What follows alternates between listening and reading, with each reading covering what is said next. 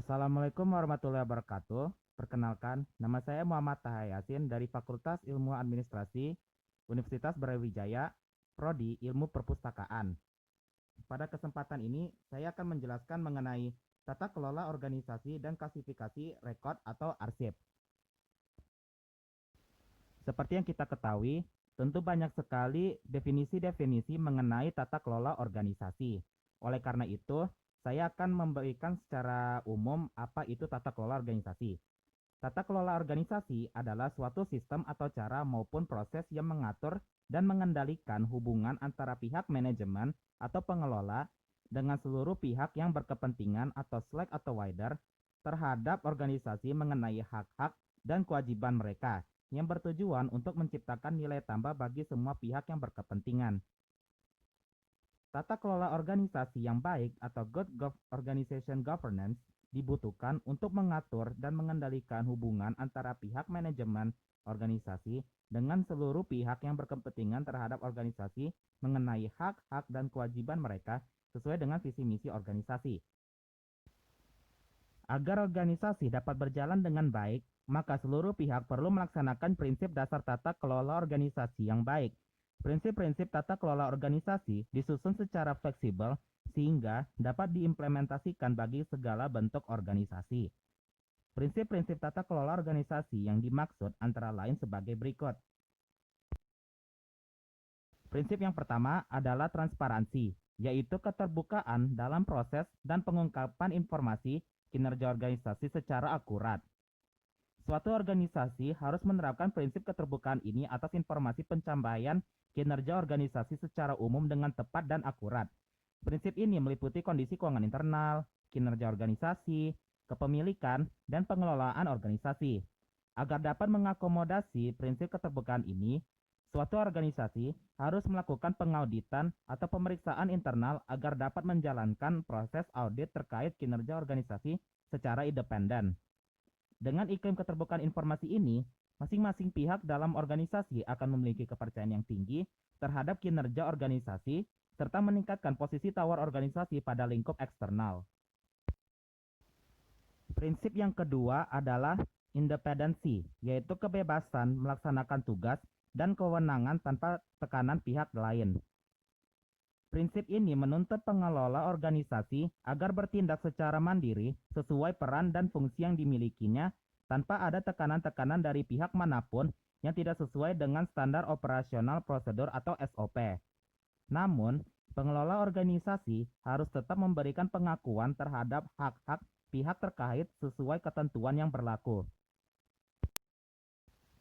Prinsip yang ketiga adalah keadilan, yaitu keadilan dan kesetaraan perlakuan terhadap para stakeholders. Prinsip ini menjunjung tinggi prinsip kewajaran akan membuat seluruh pihak dalam organisasi terjamin dalam memperoleh hak dan kewajibannya, terhindar dari praktek tercela yang dilakukan sesama pihak dalam organisasi, serta mendapatkan perlakuan adil dari organisasi tanpa perbedaan perlakuan atas dasar suku, agama, ras, dan antar golongan atau SARA. Prinsip yang keempat adalah akuntabilitas, yaitu pengelolaan organisasi sesuai dengan tugas dan kewenangan yang didasari itikat baik. Maksud dari prinsip ini yaitu dalam organisasi berkaitan dengan pencatatan laporan kinerja organisasi yang dikeluarkan secara resmi oleh jajaran pimpinan atau top level management yang valid menyangkut sumber atau input, proses yang dilakukan, hingga hasil atau output yang didapatkan dalam suatu organisasi secara terperinci dan siap dipertanggungjawabkan secara hukum. Dan yang kelima atau yang terakhir adalah tanggung jawab, yaitu pertanggungjawaban kepada stakeholders sesuai peraturan dan etika usaha yang berlaku. Prinsip ini menuntut pimpinan atau top level manajemen organisasi menjalankan kegiatan secara bertanggung jawab. Pengelola organisasi hendaknya menghindari segala kebijakan yang bukan saja dapat merugikan organisasi secara kolektif, tapi juga berpotensi merugikan pihak eksternal dari segi moral maupun material. Berdasarkan penjelasan sebelumnya, banyak sekali manfaat yang diperoleh dalam melaksanakan tata kelola organisasi. Manfaat-manfaat tersebut antara lain, yang pertama, meningkatkan kinerja organisasi melalui terciptanya proses pengambilan keputusan yang lebih baik, meningkatkan efisiensi operasional organisasi, serta lebih meningkatkan pelayanan kepada pihak yang berkepentingan atau stakeholder. Yang kedua, mempermudah diperolehnya dana pembiayaan yang lebih murah dan tidak rigid, atau karena faktor kepercayaan yang pada akhirnya akan meningkatkan nilai organisasi atau corporate value. Yang terakhir, meningkatkan kepercayaan investor atau donatur untuk menanamkan modalnya. Berdasarkan salah satu penelitian McKinsey dan rekan-rekannya, memberikan indikasi bahwa para manajer dana di Asia akan membayar 26% hingga 30% bahkan lebih untuk saham-saham organisasi yang mempunyai tata kelola organisasi yang baik ketimbang untuk saham-saham organisasi dengan tata kelola organisasi yang meragukan. Lalu, bagaimana sih melaksanakan tata kelola organisasi yang baik? Nah, dalam prakteknya, prinsip tata kelola organisasi yang baik harus dibangun dan dikembangkan secara bertahap dengan melibatkan semua pihak yang berkepentingan.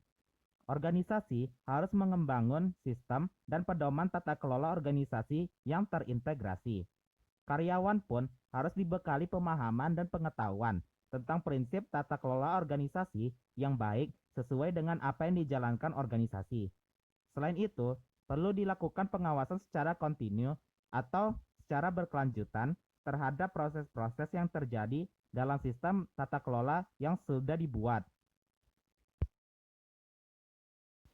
Pengertian klasifikasi berdasarkan standar Australia, yaitu proses merencanakan dan menerapkan skema berdasarkan kegiatan bisnis yang menghasilkan rekod, di mana mereka dikelompokkan dalam cara yang sistematis dan konsisten untuk memudahkan penangkapan, temu balik, pemeliharaan, dan pemusnahan. Klasifikasi termasuk memutuskan konvensi dokumen dan penanaman berkas izin pengguna dan batas keamanan rekod. Salah satu fungsi dari manajemen rekod adalah memilih secara tepat sistem klasifikasi sehingga rekod dapat secara cepat, tepat, dan cepat ditemukan kembali. Rekod dalam keadaan lengkap dan utuh. Rekod merupakan suatu kesatuan informasi. Sebagai endapan informasi pelaksanaan kegiatan administrasi, rekod harus diklasifikasikan berdasarkan fungsi dan atau kompetensi unit kerja dalam struktur organisasi institusi, sehingga unit informasi yang terbentuk dapat ditetapkan jangka simpan atau retensi dan nilai guna informasinya. Dengan demikian, sistem klasifikasi rekod pada prinsipnya mengacu pada pengertian memilah-memilah rekod berdasarkan pada pertimbangan tentang bagaimana suatu rekod akan digunakan sebagai referensi atau akan ditemukan kembali. Menurut ICA, mereka mendefinisikan bahwa klasifikasi sebagai penyiapan dari rencana pemberkasan atau sistem pemberkasan atau skema klasifikasi untuk rekod dan penempatan series rekod atau rekod sebagai satu kesatuan informasi dan atau sistem dalam suatu skema. Jika kita kaitkan dengan manajemen rekod, klasifikasi sangat diperlukan dalam rangka pemberkasan rekod atau record filling. Mengenai pemberkasan rekod, apa sih pemberkasan rekod itu? Pemberkasan rekod merupakan penempatan yang sesungguhnya rekod yang berkaitan dalam suatu wadah penyimpanan atau storage container atau folder atau file dengan tujuan agar mudah ditemukan saat hendak digunakan. Di dalam sistem pemberkasan, terdapat rancangan sistem pemberkasan. Rancangan sistem pemberkasan ini adalah perkiraan dan penentuan kebutuhan di dalam rangka implementasi penyimpanan berkas. Fungsi dari rancangan ini adalah untuk yang pertama, menentukan sistem pemberkasan untuk seluruh subjek atau masalah yang terdapat dalam skema klasifikasi. Yang kedua, menentukan susunan pemberkasan rekod untuk setiap kelompok rekod, mulai dari tingkatan dokumen, subfile, file, dan series. Semua ini merupakan dasar untuk melakukan pemberkasan, penataan, dan penyimpanan serta temu kembali rekod.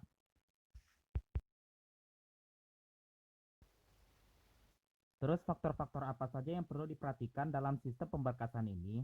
Faktor-faktor yang perlu diperhatikan, yang pertama, menentukan rekod. Dalam menentukan sistem pemberkasan ini, sudah jelas bahwa kita harus menentukan rekod jenis apa yang nantinya akan diberkaskan, misalnya rekod keuangan, atau rekod sistem informasi, dan lain sebagainya. Yang kedua, menentukan bidang-bidang kegiatan organisasi. Misalnya ada di bidang keuangan atau di bidang farmasi. Yang ketiga, menentukan karakteristik organisasi. Maksudnya, organisasi ini bergerak di bidang apa seperti perbankan, pemerintahan, dan lain sebagainya. Mengapa faktor-faktor tersebut sangat penting diperhatikan? Karena sistem pemberkasan ini merupakan jantung dari kegiatan penyimpanan dan temu kembali informasi. Jika terjadi kesalahan dalam menentukan sistem pemberkasan ini, maka kegiatan penyimpanan dan temu kembali akan berbelit-belit dan akan menyusahkan para penggunanya. Dalam sistem pemberkasan rekod ini, tentunya ada persyaratan-persyaratan yang harus dipenuhi. Persyaratan-persyaratan tersebut ada 8. Yang pertama, sistem harus bersifat sederhana. Maksudnya, untuk mengurangi tingkat kesalahan dan memfasilitasi penggunaannya untuk semua pegawai. Seharusnya dirancang untuk kebutuhan normal organisasi dan tidak untuk atau kemungkinan perkecualian. Yang kedua, berkas harus mengandung informasi yang berhubungan dengan kegiatan dan fungsi yang mana didokumentasikan. Yang ketiga, sistem harus mempunyai struktur. Maksudnya, sistem harus mempunyai struktur numerik atau alfanumerik, yang setiap unsurnya sama dengan fungsi judul berkas maksimum 4 unsur. Yang keempat adalah kesesuaian. Maksudnya, sistem harus memenuhi kebutuhan pengguna atau departemen. Persyaratan yang kelima adalah pemeliharaan yang baik. Maksudnya, adanya sistem yang membantu untuk mencari, adanya sistem yang cukup aman, adanya kebijakan tentang penyiangan yang jelas, adanya kontrol record yang sesuai dengan penciptaan dan penambahan pemberkasan, dan adanya penyimpanan yang aman dan cukup untuk bahan arsip. Yang keenam adalah dapat mengadaptasi. Maksudnya, sistem harus fleksibel dan cukup dalam memenuhi kebutuhan organisasi yang setiap harinya selalu berubah-ubah. Persyaratan yang ketujuh adalah aksesibilitas. Maksudnya, sistem harus memungkinkan pengguna untuk mengklasifikasi rekod, dapat mencarinya tanpa ada gangguan, dan memudahkan pengguna untuk mengakses rekod. Persyaratan sistem pemberkasan yang terakhir atau yang kedelapan adalah akuntabilitas. Maksudnya harus mencakup mekanisme audit sehingga menjaga kegagalan praktek dan prosedur. Sekian dari pemaparan materi dari video saya. Kurang lebihnya mohon maaf. Assalamualaikum warahmatullahi wabarakatuh.